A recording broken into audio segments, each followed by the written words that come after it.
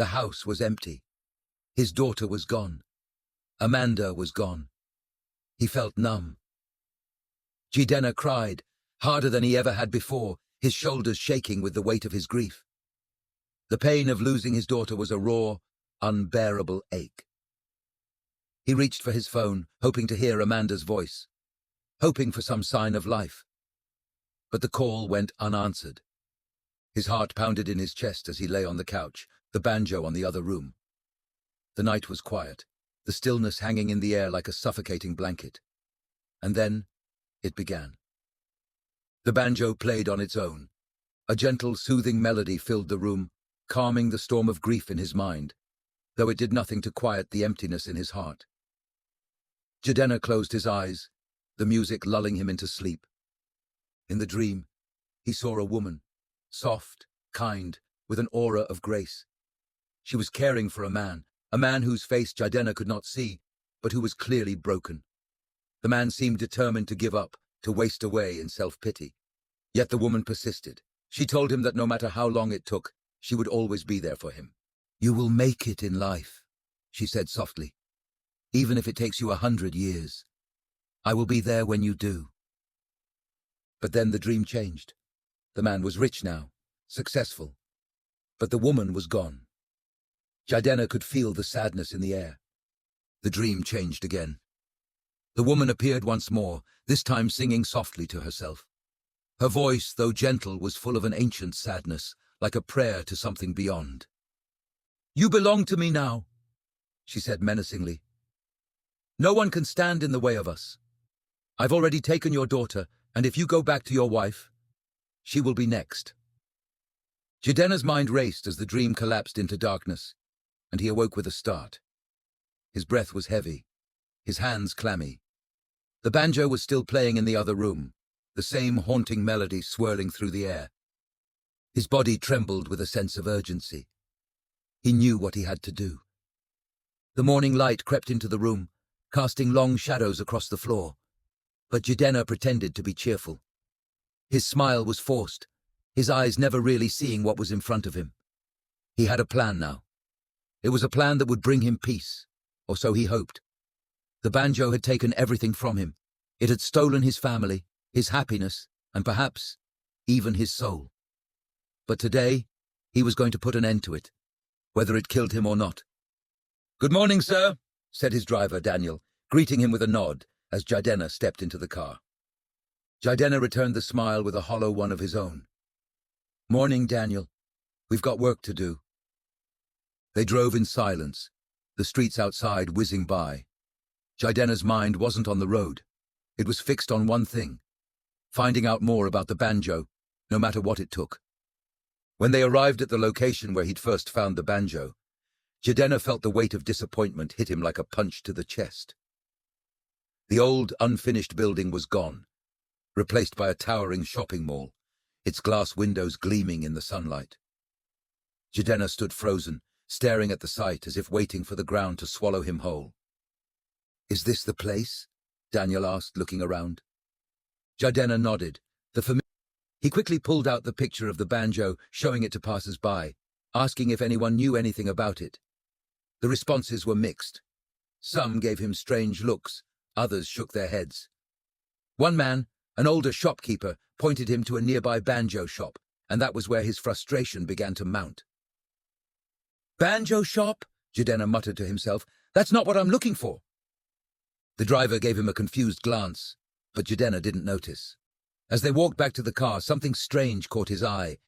An old beggar, ragged and filthy, sitting on the street corner, his face weathered by time and hardship.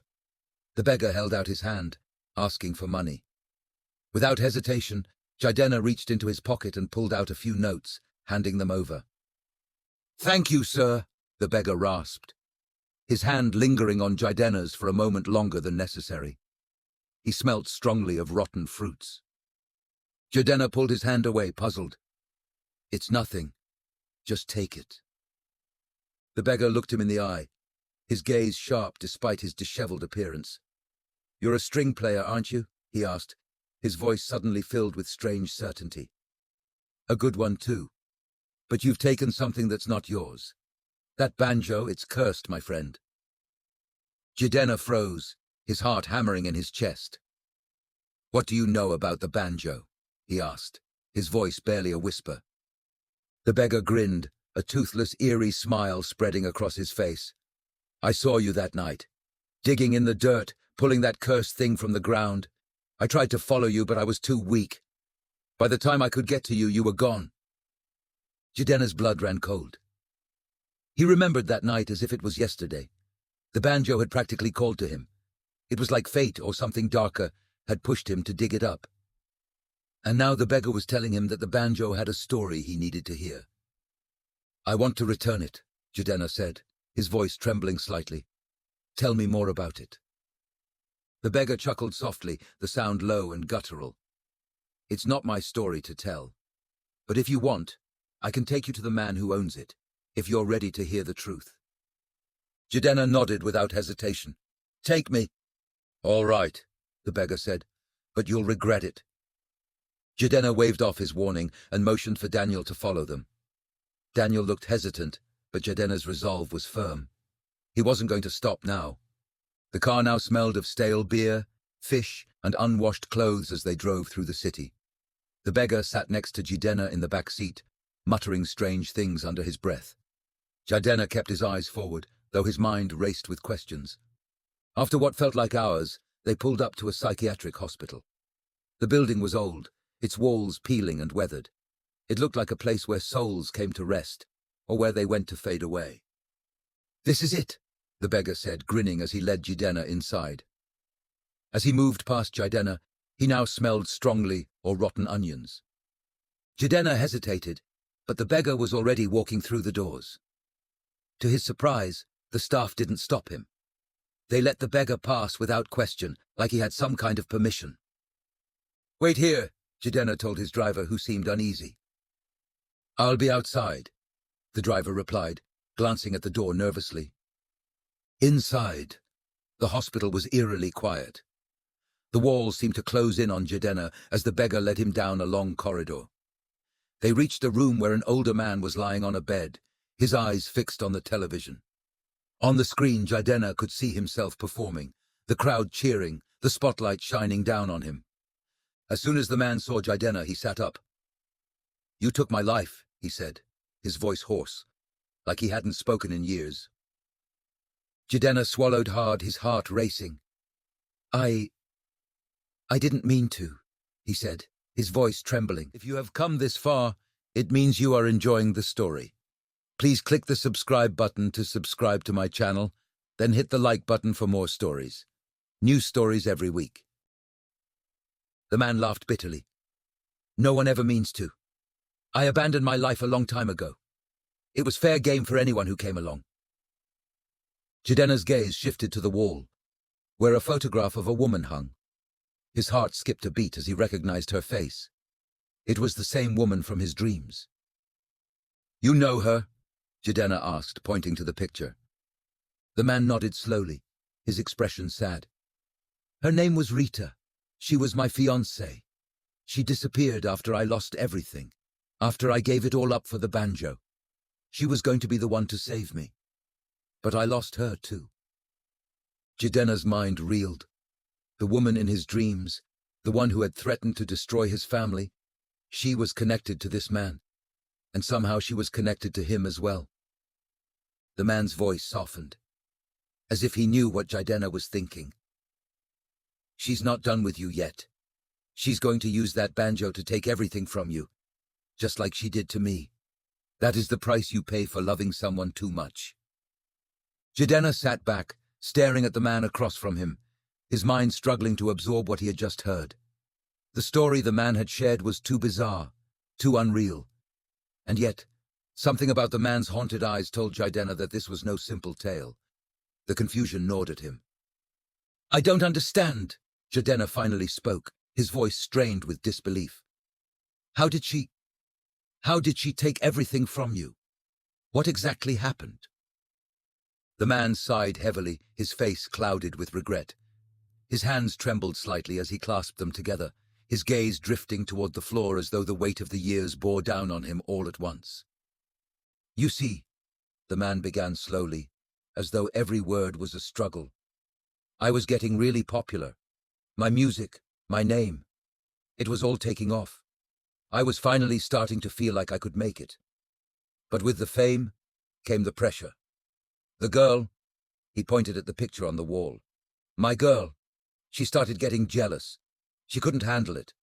She said I was changing, that I was forgetting her. So we fought, and I hit her. His voice broke as he said the last words, shame and guilt flooding his expression. I was taken to court for it, he continued, his eyes red-rimmed, the memory still fresh. The deal they offered me was simple. Never sing again, never touch music, or go to jail. I took the deal. I thought it was over. But I didn't know what the cost would be. Jidenna frowned, trying to piece together the fragments of the man's life, but his thoughts kept circling back to the same question. Where does the banjo fit into all of this? Okay, but what does all of this have to do with the banjo? Jidenna asked, gesturing toward the object still resting between them, its dark wood gleaming in the dim light. I'm still not seeing the connection. How does that thing... He shook his head, baffled. How does that even factor in? The man's eyes flickered to the beggar, who had remained silent throughout their conversation, his frail figure a ghostly presence in the background. The beggar's eyes locked with the man's, an unspoken understanding passing between them.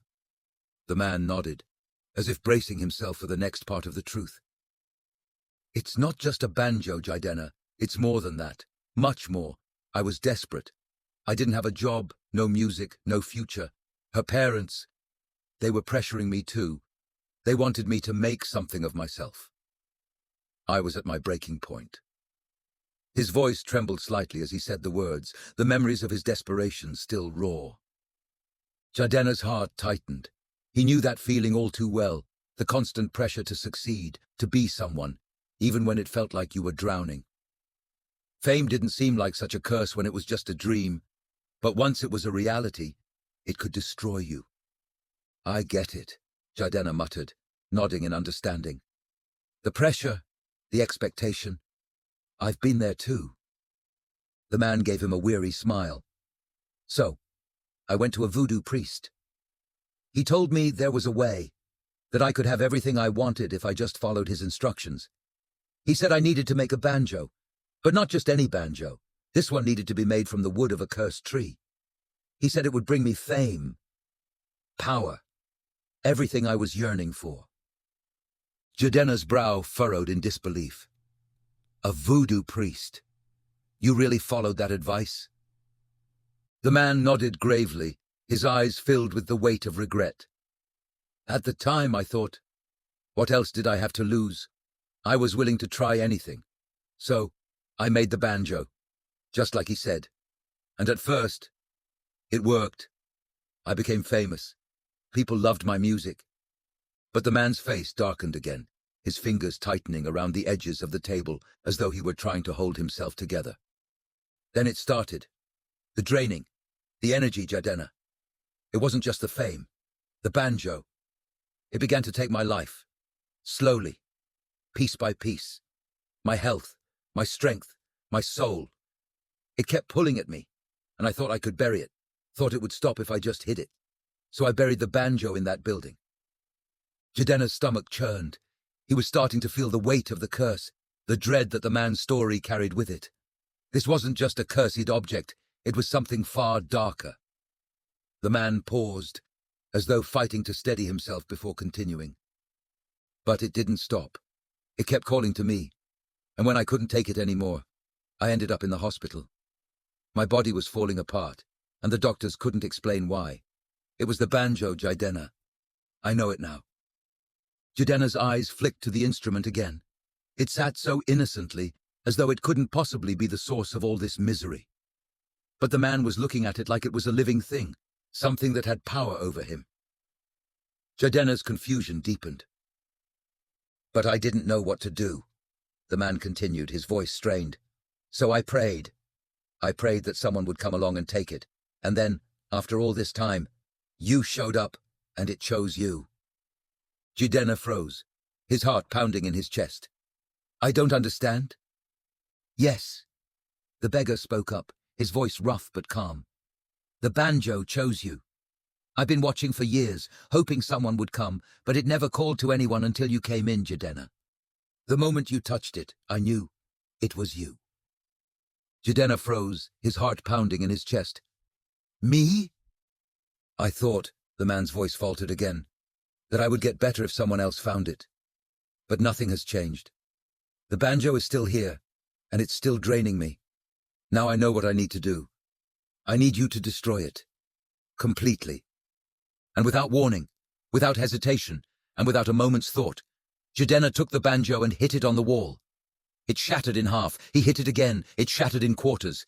Hit it again till the floor was filled with broken wood and tangled strings. There, said Jidenna. Case solved. In that moment the two men began to laugh, the beggar hoarsely, and the man with difficulty. Jidenna only had a moment of confusion because before his eyes the banjo repaired itself back and became brand new again. Do you think I have not tried that? The man asked incredulously. You must destroy the tree whose wood was used to make the banjo. That is the only way to destroy it. Jidenna stood up suddenly, pacing back and forth in agitation. I don't know what to do. I don't know how to find this cursed tree. The man's face softened with sympathy. You'll find it. You have to. But you'll need to go to the village, the one where the tree grows, and you'll need to take the right tools. Cutlasses, hoes, pickaxes. And don't forget the food, because the villagers need to be appeased. The curse, it's not just on you, but everyone connected to you. Jidenna's thoughts were spinning. He couldn't ignore this. If there was even a chance that the curse was real, he had to try. For his own sake, and for the sake of those around him. But some things did not add up. How come he was taken straight to court when he hit his wife? Why not jail? Also, for some reason, he was not convinced that he felt remorseful about losing his wife. As the thought swelled around his head, he decided to blurt it out and tackle the banjo first. Once it was destroyed, he would ask for the truth and the full story. If only he had known.